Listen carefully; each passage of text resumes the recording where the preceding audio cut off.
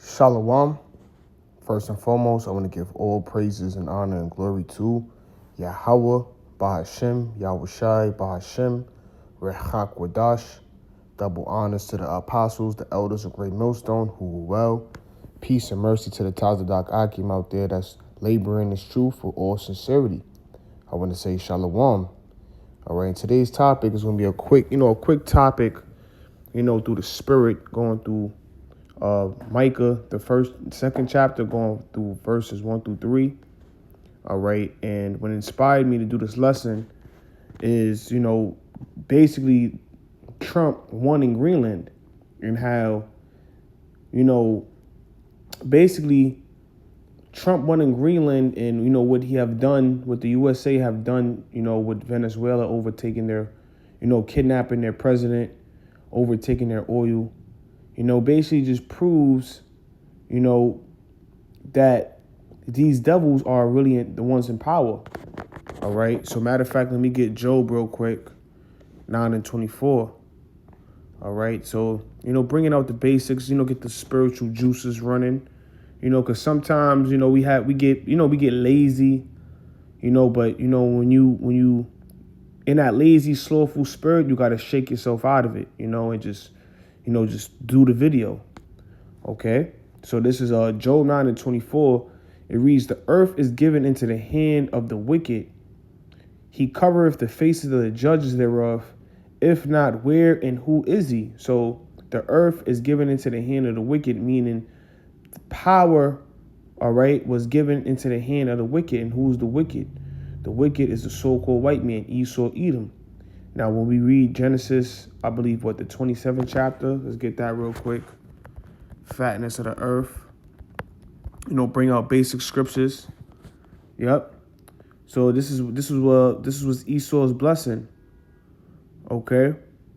When you start from verse 24, it's talking about Esau. Okay, but we're going to go straight to the point. So this is Genesis chapter 27, verse 28. "Therefore the Most High give thee of the dew of heaven and the fatness of the earth and plenty of corn and wine." So the so-called white man, he has the fatness of the earth. He is blessed with the fatness of the earth. Power was given unto him. All right. That's the reason why you see his military, for the United States, you see his military bases throughout the four corners of the earth. All right. The U.S. dollar is the number one reserve currency in the world.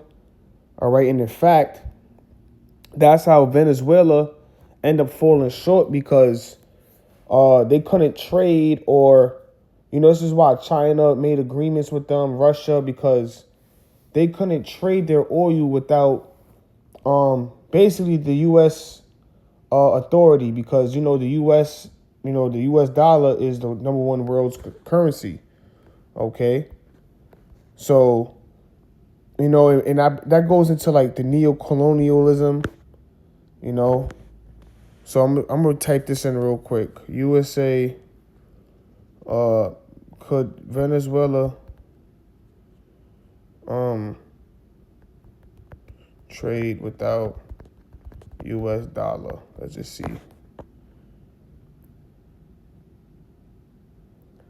All right. It was sanctions.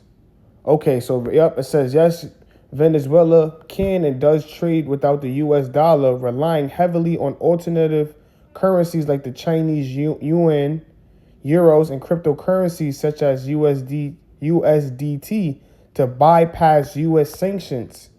While sanctions and oil blockades make transactions difficult, the country continues to export oil to partners like China using non-dollar payment systems.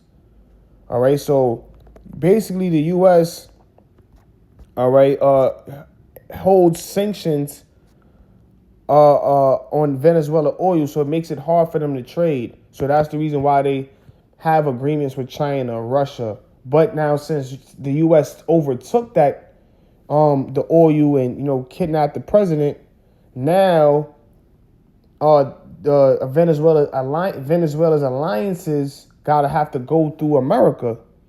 You see, because look, ultimately, this is their kingdom. This is the so-called white man's kingdom. So proven. Just wanted to get that point. So I says, going to the article, why does Trump want Greenland and what could it mean for NATO and the EU?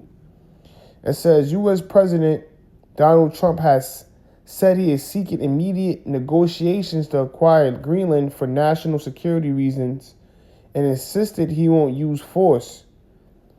This is right here. It says that he won't use force. So now, neocolonialism.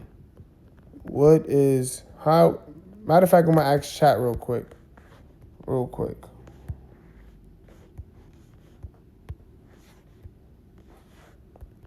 How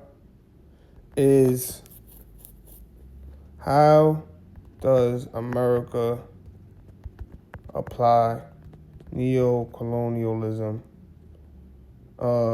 towards countries like Venezuela and Greenland?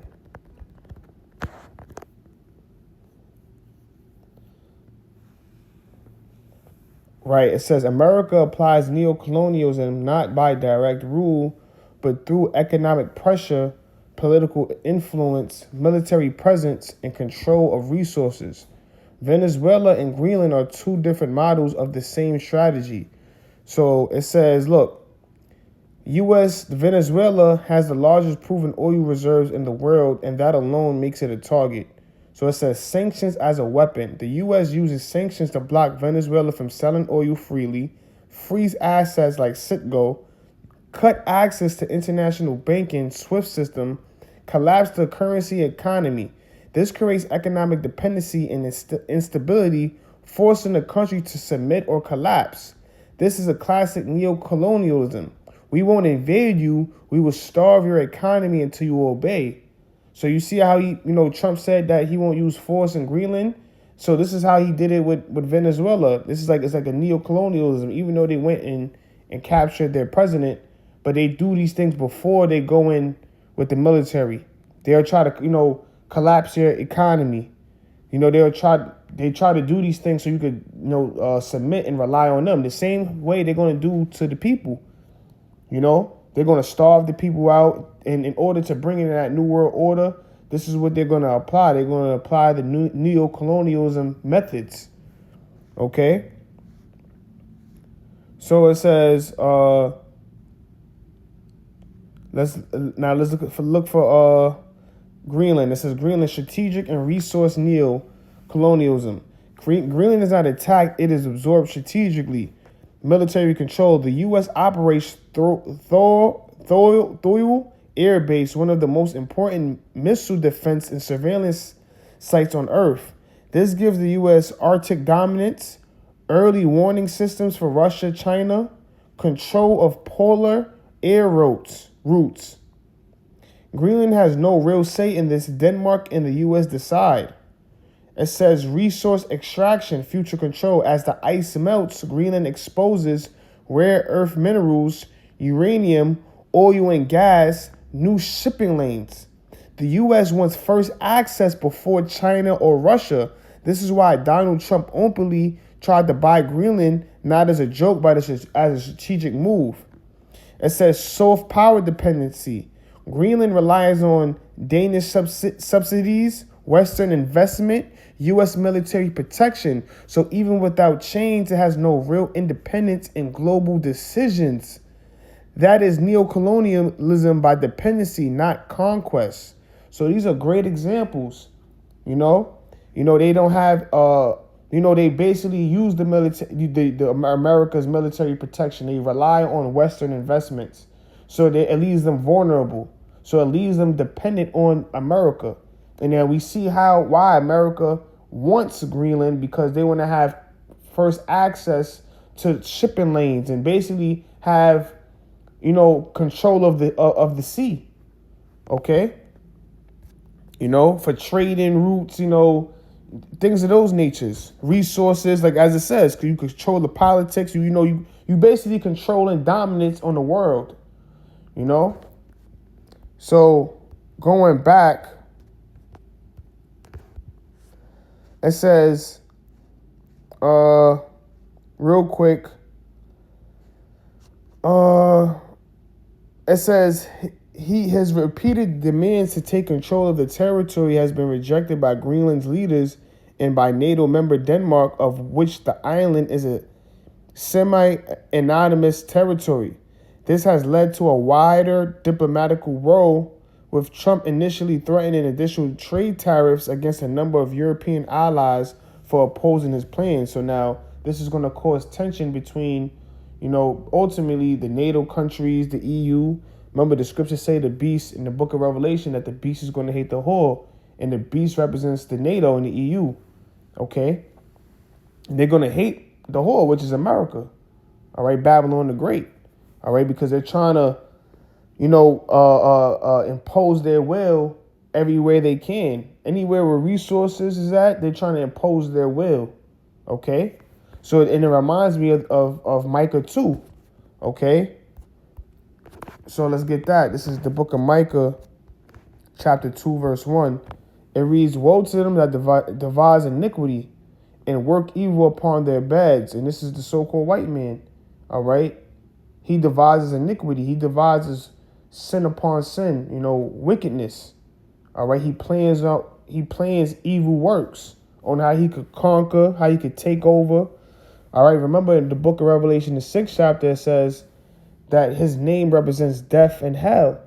All right? So he's always planning on, trying to overtake something by military force, by, being crafty, and, try to, starve people out, collapsing in economies, collapsing countries' governments. Okay? He devises iniquity. All right? So it says, and work evil upon their beds. He works evil upon his beds. He's always trying to come up with plans to destroy the people. Okay? When the morning is light, they practice it because it is in the power of their hand. And we just read Job 9:24. The earth was given into the hand of the wicked. All right? So because they have the power, they feel like they are the Most High. They feel like they could do anything they want. And they are doing whatever they want. And because the Lord is allowing them to do it. All right? To ultimately, bring them down. Okay? Because he's going to use the so-called white man. All right, he's going to use America to bring these countries to anger, so it could be World War III, to basically fulfill prophecy, to bring forth the mark of the beast. Okay? It says verse 2, and they covered fields. All right, so I want to go into the word covet. All right, it says covet. When you go into the word covet, it means to desire or wish for inordinately or without regard for the rights of others. It says passionate desire, eagerness, ambition. All right. And that's what they do. They covet fields. OK, they're very passionate on overtaking countries, territories. All right. Dominating the trade routes, dominating politics. All right. This is what they have a very strong desire to do that. All right. So it says, and they take them by violence in houses and take them away. That's their military force. All right. They use the violence before they depend on violence. They use, like I mentioned, neocolonialism. They'll try to starve you out. They'll try to break your economy. They'll try to break down your government system. And then they'll come in with their military. Okay. It says, so they oppress a man in his house, even a man in his heritage. All right. And that's ultimately, too, what they did to Israel. All right.